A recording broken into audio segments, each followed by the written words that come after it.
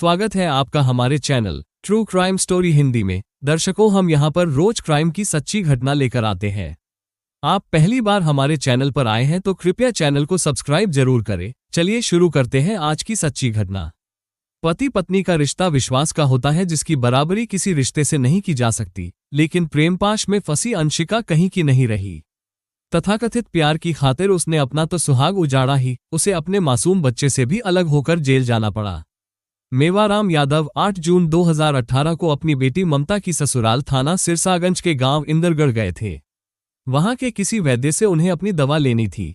दवा लेकर उन्हें अगले दिन ही दोपहर तक घर लौटना था, लेकिन इससे पहले ही 9 जून की सुबह करीब 5 बजे उनके मोबाइल पर उनके बेटे सुनील की बहू अंशिका का फोन आया। उस समय वो बहुत घबराई हुई थी।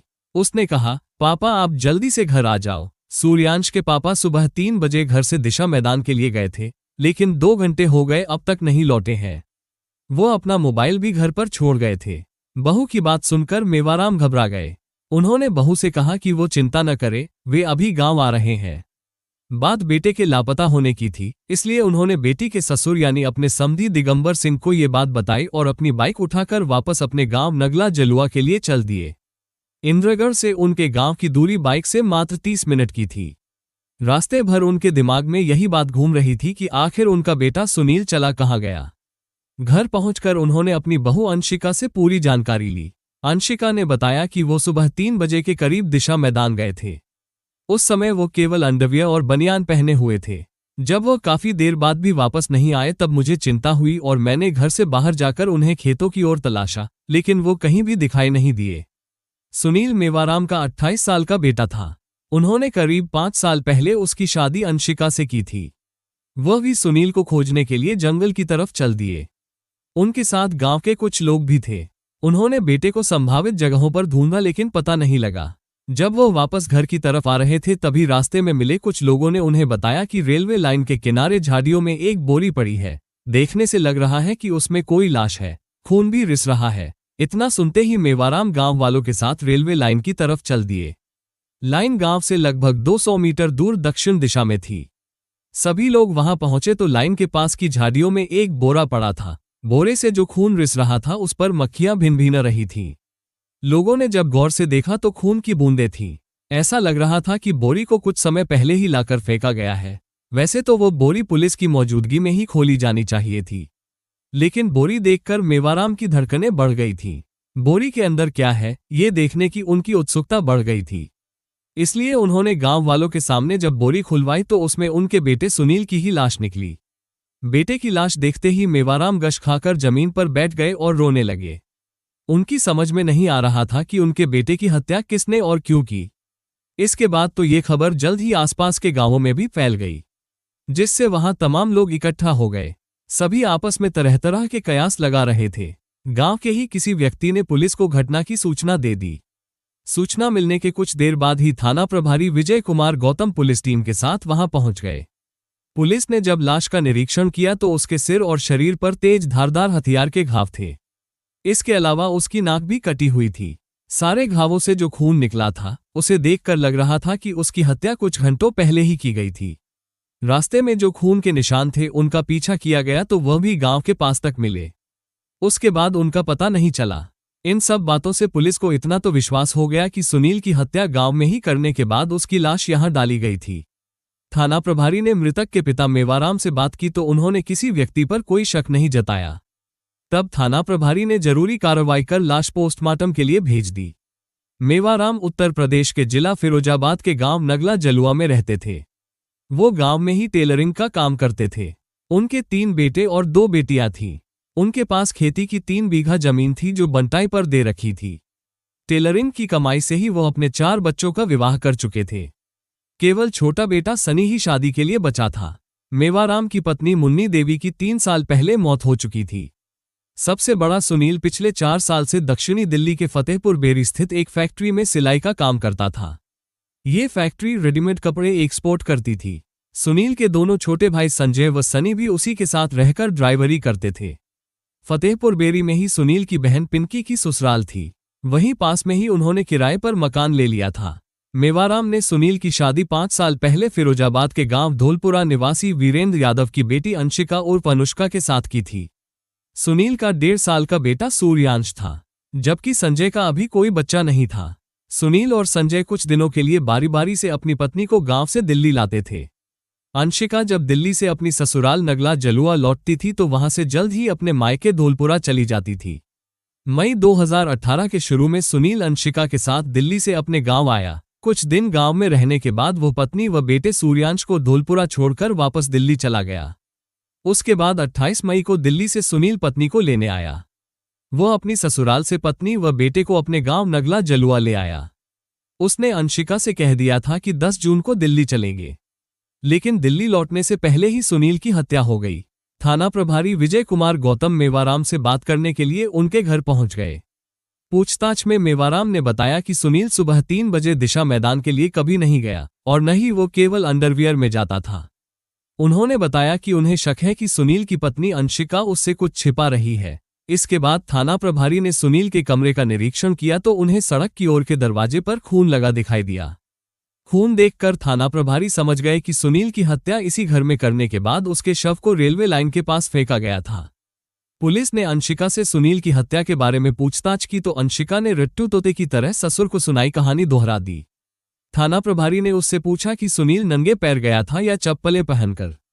इस पर वो कोई जवाब नहीं दे सकी। पुलिस ने घर में छानबीन की तो अंदर के कमरे के फर्श पर खून के निशान दिखाई दिए, जिसे साफ किया गया था।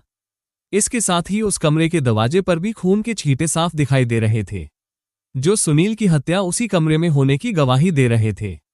पुलिस को घर में ही अंशिका की साड़ी व पेटीकोट सूखता मिला, जिसे धोने के बाद भी उस पर खून के धब्बे दिख रहे थे। पुलिस ने फिंगरप्रिंट एक्सपर्ट टीम को भी मौके पर बुला लिया, जिसने जमीन तथा दरवाजे से खून के नमूने एकत्र किए। अधिकारियों को घटना की जानकारी देने पर एसपी महेंद्र सिंह, क्षेत्राधिकारी अभिषेक कुमार राहुल तथा महिला कांस्टेबल बीना यादव को साथ लेकर गांव पहुंच गए। सबूतों के आधार पर पुलिस ने अंशिका को हिरासत में ले लिया।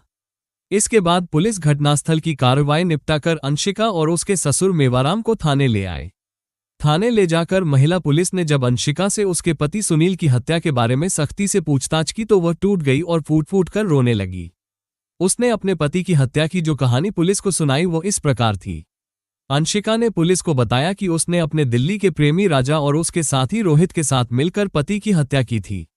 उसने आगे बताया कि करीब 2.5 साल पहले वो दिल्ली के फतेहपुर बेरी में अपने पति व देवरों के साथ रहती थी। वहीं सामने के कमरे में उत्तर प्रदेश के बरेली शहर निवासी राजा रहता था। राजा हलवाई का काम करता था। उसी समय राजा की दोस्ती सुनील व उसके देवरों से हो गई थी। राजा का उनके घर भी आना जाना था। उसी दौरान उसके व राजा के प्रेम संबंध हो गए। इसकी किसी को कोई भनक तक नहीं लगी। अंशिका शादी के बाद से ही अपने पति सुनील को पसंद नहीं करती थी। उसने दिल्ली से अपने प्रेमी राजा को 8 जून की रात को ही गांव बुला लिया था। राजा अपने दोस्त रोहित के साथ गांव पहुंचा था। उसने मकान के सड़क की ओर वाले दरवाजे से दोनों को अंदर बुलाकर कमरे में छिपा दिया था। उस समय सुनील मकान के मुख्य दरवाजे पर बैठकर गांव के लोगों से बात कर रहा था।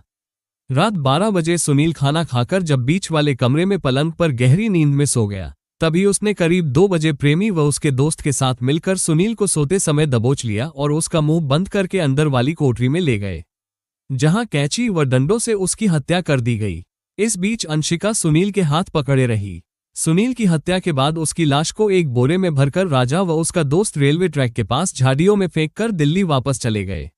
अंशिका ने बताया कि इसके बाद उसने बरामदे में पड़े खून को पानी से धो दिया।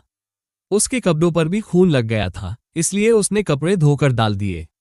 अंशिका से पूछताछ के बाद पुलिस ने उसके और उसके दिल्ली निवासी प्रेमी राजा तथा उसके साथी रोहित के खिलाफ हत्या व साक्ष्य छिपाने का मुकदमा दर्ज कर लिया। पुलिस ने मुकदमा दर्ज होते ही अपनी कार्रवाई शुरू कर दी। दिल्ली में रह रहे सुनील के भाई संजय और सनी व बहन को जब सुनील की हत्या की जानकारी मिली तो वह भी दिल्ली से अपने गांव आ गए।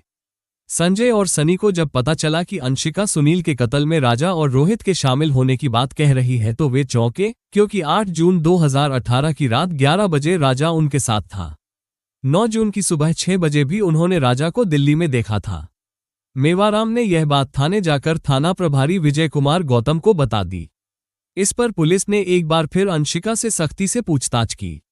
इसके बाद उसने पुलिस को वास्तविक कहानी बताई, जो इस प्रकार थी। अंशिका की एक बुआ गांव कटौरा बुजुर्ग में रहती थी। शादी से पहले अंशिका का अपनी बुआ के यहां आना जाना लगा रहता था। बुआ के मकान के पास ही शमी उर्फ शिम्मी नाम का युवक रहता था। इसी दौरान शमी और अंशिका के बीच प्यार का चक्कर चल पड़ा। दोनों एक दूसरे को बेहद पसंद करने लगे। बाद में दोनों ने शादी की इच्छा जताई, लेकिन अंशिका की नानी को यह रिश्ता पसंद नहीं आया क्योंकि शमी कुछ कमाता नहीं था। इसके अलावा उसके पास खेती की जमीन भी नहीं थी। करीब 5 साल पहले अंशिका की शादी सुनील से हो जरूर गई थी, लेकिन वो सुनील को पसंद नहीं करती थी। शादी के बाद भी उसके और शमी के संबंध जारी रहे, वो चाहकर भी उसे भुला नहीं सकी। सुनील शादी के बाद जब भी अंशिका को दिल्ली ले जाता तो कुछ दिन रहने के बाद वो गांव जाने की जिद करने लगती थी। गांव आने के बाद वो वहां से अपने मायके चली जाती थी। मायके से वो अपनी बुआ के गांव जाकर प्रेमी शमी से मिलती थी। सुनील को अंशिका की गतिविधियों पर शक होने लगा था। दोनों में इसी बात को लेकर झगड़ा भी होता था। शमी और अंशिका ने अपने प्यार के बीच कांटा बने सुनील को रास्ते से हटाने की योजना बनाई। शमी ने अंशिका को एक मोबाइल दे रखा था, जिसे वह अपने संदूक में कपड़ों के बीच छिपा कर रखती थी। मौका मिलते ही वो शमी से बात कर लेती थी। 8 जून की शाम को जब अंशिका के ससुर इंदरगढ़ में रहने वाली अपनी बेटी के यहां चले गए तो घर पर अंशिका और सुनील ही रह गए थे। अच्छा मौका देखकर शमी द्वारा दिए गए मोबाइल, जिसे वो साइलेंट मोड पर रखती थी, से शमी को फोन करके गांव बुला लिया। शमी अपने दोस्त के साथ आया था। अंशिका की मोबाइल पर उससे रात 8:30 बजे, 9 बजे व रात 12 बजे बातचीत हुई। शमी ने गांव पहुंचकर अंशिका को अपने आने की जानकारी दे दी। रात 12 बजे के बाद अंशिका सुनील से कहकर शौच के बहाने घर से निकली। उसने खेत में छिपे अपने प्रेमी शमी से कहा कि वो सड़क की तरफ वाले दरवाजे की कुंडी नहीं लगाएगी। जब फोन करूं तभी चुपके से उसी दरवाजे से आ जाना। रात को सुनील खाना खाकर गहरी नींद सो गया। अंशिका ने प्रेमी व उसके साथी को घर में बुलाकर अंदर के कमरे में छिपा दिया। रात 12 बजे शमी व उसके साथी ने सोते समय सुनील को दबोच लिया और उसका मुंह बंद करके अंदर के कमरे में ले गए, जहां कैंची व डंडों से उसकी हत्या कर दी। हत्यारों ने कैंची से सुनील की नाक भी काट दी। सुनील की हत्या होने की भनक गांव वालों को नहीं लगी। हत्या के बाद शव को बोरे में बंद कर रेलवे ट्रैक पर डालने की योजना थी ताकि सुबह 4 बजे फर्रुखाबाद की ओर से आने वाली कालिंदी एक्सप्रेस से शव के परखच्चे उड़ जाएं और मामला दुर्घटना जैसा लगे, लेकिन बोरा वहां लगे तारों में उलझने की वजह से रेलवे लाइन तक नहीं पहुंच सका। वे लोग बोरे को झाड़ियों में फेंककर भाग गए।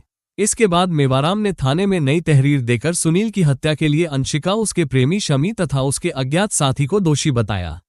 दूसरे दिन पुलिस ने अंशिका को पति की हत्या, साक्ष्य मिटाने के आरोप में जेल भेज दिया। पुलिस ने हत्या के बाद उसके प्रेमी शमी की गिरफ्तारी के लिए उसके गांव व अन्य ठिकानों पर दबिश दी, लेकिन उसका कोई सुराग नहीं मिला। 18 जून 2018 को शमी ने न्यायालय में सरेंडर कर दिया। न्यायालय द्वारा उसे जेल भेज दिया गया। दूसरे दिन थाना प्रभारी ने जिला जेल पहुंचकर शमी से सुनील की हत्या के बारे में पूछताछ की। शमी पुलिस को गुमराह करता रहा। इसके बाद 24 जून को पुलिस ने शमी को न्यायालय से 4 घंटे के रिमांड पर ले लिया। शमी की निशानदेही पर पुलिस ने हत्या में इस्तेमाल कैंची गांव के बाहर झाड़ियों से बरामद कर ली। पुलिस के अनुसार हत्या के पीछे शमी और अंशिका के अवैध संबंध थे। कथा लिखे जाने तक शमी के साथी की पुलिस तलाश कर रही थी। बेटे की हत्या से व्यथित पिता मेवाराम ने कहा कि अगर बहू को मेरा बेटा पसंद नहीं था तो उसे छोड़ देती, उसकी हत्या करने की क्या जरूरत थी। अंशिका के जेल जाने के बाद उसका अबोध बेटा दिल्ली में अपने चाचाओं के साथ रह रहा था। मिलते हैं दर्शकों एक और सच्ची कहानी लेकर, तब तक अपना ख्याल रखें और जुर्म के खिलाफ लड़ने की इस मुहिम में हमारा साथ देने के लिए कृपया चैनल को सब्सक्राइब और वीडियो को लाइक जरूर करें। जय हिंद।